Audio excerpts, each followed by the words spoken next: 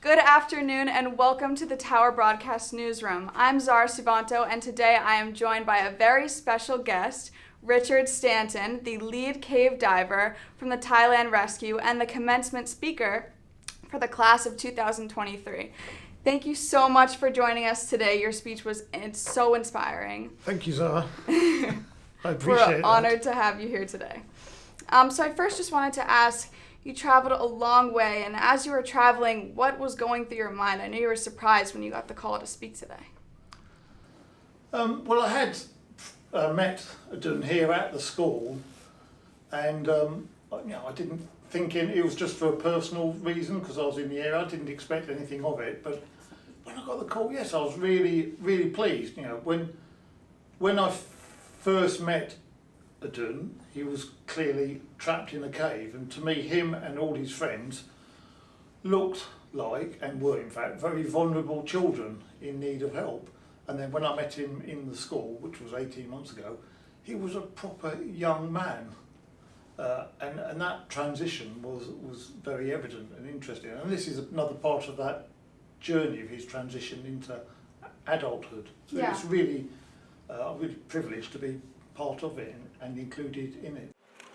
The most critical part of any task is the planning, which must be conducted before you can even know how to begin. And in your speech, I know you talked about preparing before stepping out into your next journey. And when you were 18, when you were graduating, what was your vision for your next journey?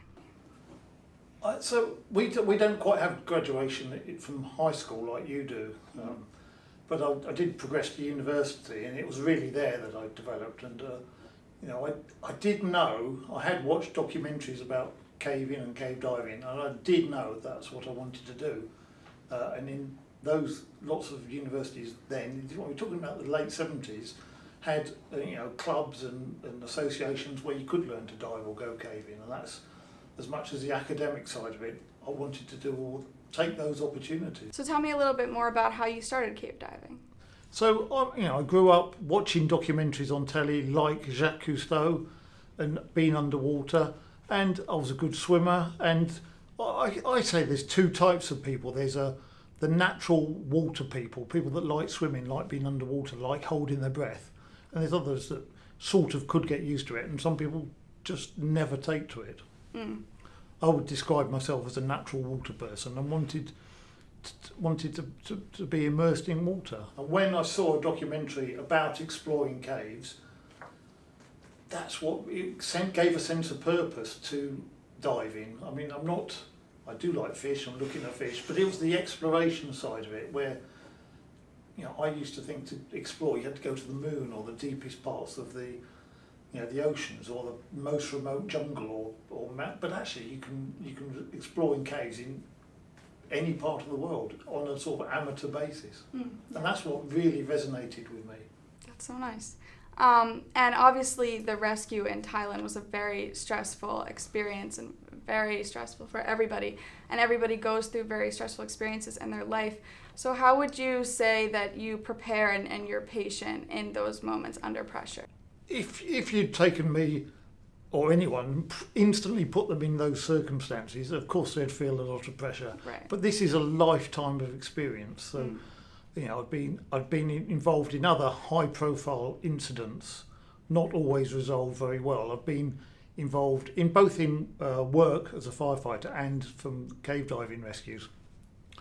So I talked about incremental steps in my commencement speech, and I have had, fortuitously, those incremental steps that led to Thailand.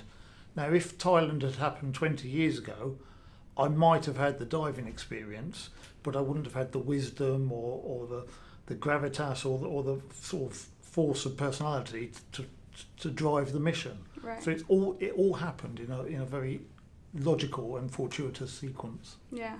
And as you see one of the kids you saved move on to his next chapter in his life, what would you say is your next chapter in life? I have a stock phrase. I was happily retired when I was called to Thailand. I was 57 when I was called to Thailand. Really?